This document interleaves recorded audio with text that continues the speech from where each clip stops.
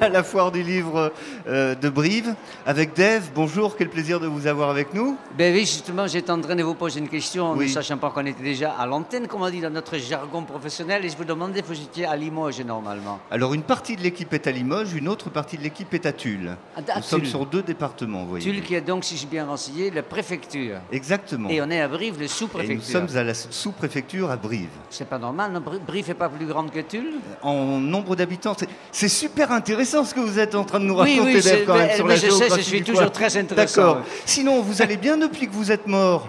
Depuis que je suis mort, je vais beaucoup mieux. Oui, bon, tant mieux. Ouais. Parce que vous êtes mort 3/4 d'heure quand même. Oui, on peut dire ça. C'est-à-dire qu'en effet, non, en fait, non, parce que mon cœur n'a pas été arrêté. Si, mais ils ont mis un pompe à la place. Oui. Enfin, c'est très compliqué. C'est une drôle d'expérience, mais je me souviens pas Effectivement. très bien. Hein. Non, je suis comme une voiture dont on a refait le moteur. Donc, Oui. et le carrosserie est encore potable. On l'a gardé. Bon, Il est bon, un on peu va la cabossé, mais Dites-moi, vous avez sacrément voyagé, enfin vous aviez ce goût d'être un globe-trotteur, beatnik. je ne sais pas d'où ça vient. Peut-être parce que mon père était d'origine juive, même s'il était converti au protestantisme. Et on dit bien les juifs errants, donc c'est peut-être Oui. de ça. Et puis le hollandais est quand même un voyageur. Hein. Oui. Le hollandais volant. Entre le hollandais volant et le juif errant, c'était dans mon sang. C'était atavique, comme on dit en bon français. Ben, François Hollande a peut-être des ancêtres venus de Hollande, justement. et qu'on lui a Justement, donné j'ai ce dit nom. à Madame Treveler, il n'y a même pas une demi-heure, qu'elle devait m'aimer puisqu'elle était avec Hollande et moi je suis la Hollande. Dave, quand vous avez quitté la Hollande avec un ami, vous couriez les routes pour Pas chanter. les routes, les canaux. Les canaux, c'est Les vrai, canaux. les canaux, bien sûr. Voilà, oui. À descendre donc par la Belgique jusqu'en France. Absolument. Paris, Saint-Tropez, Paris.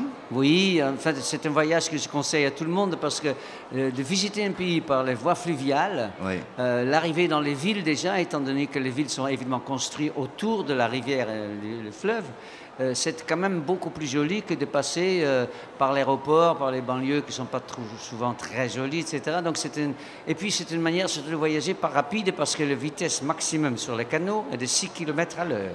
Ah oui, Donc, quand on a même. le temps de voir. On a Ah le oui, temps il de faut voir. faire attention. Ouais. Vous êtes fait des relations très vite avec Eddie Barclay. Oula, vous faites ma vie en grande part. Bah, C'est vrai vous l'avez qu'on a- écrite. On n'a pas 2 heures, mais c'est vrai, oui, c'est vrai. Et pour être dans le côté, on va dire, régional, puisque je vois devant moi France Bleu Limousin, mon ami et parolier Patrick Loiseau Oui. est né à Limoges.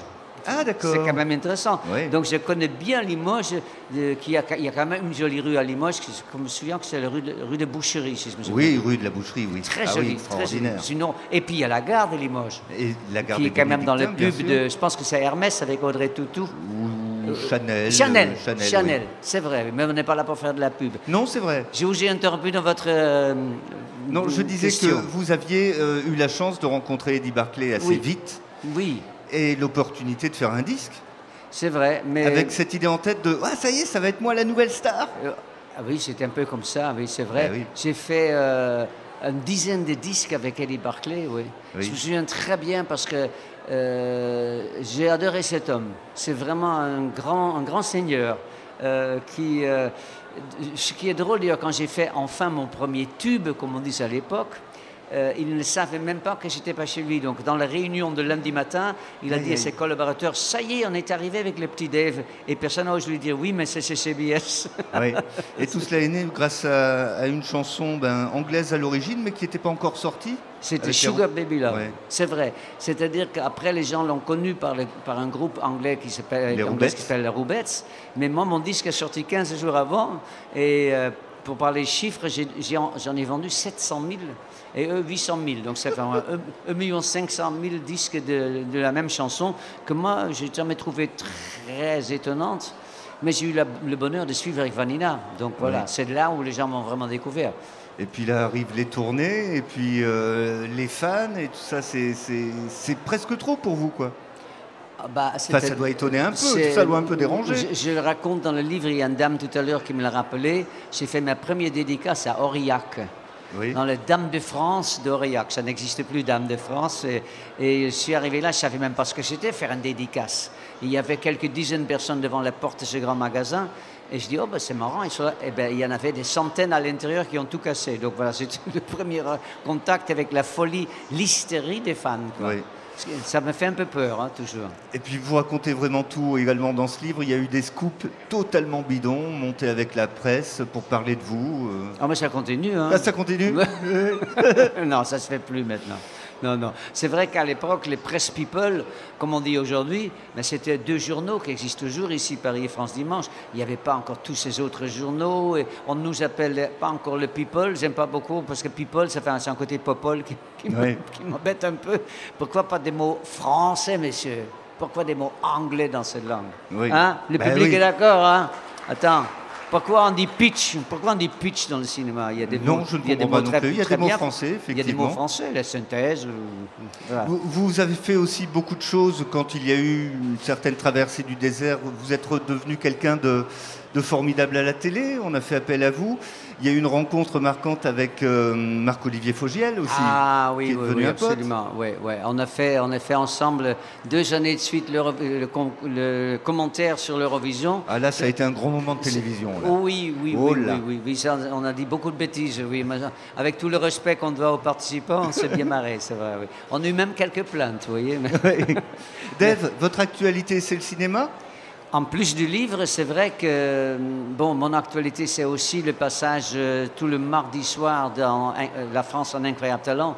Et je dis ça parce qu'il y a encore plein d'enfants de 7-8 ans qui avant disaient « Mais c'est qui les messieurs ?» quand ils voyaient leur mère tremblante venir vers moi pour un autographe, ils ne comprenaient pas.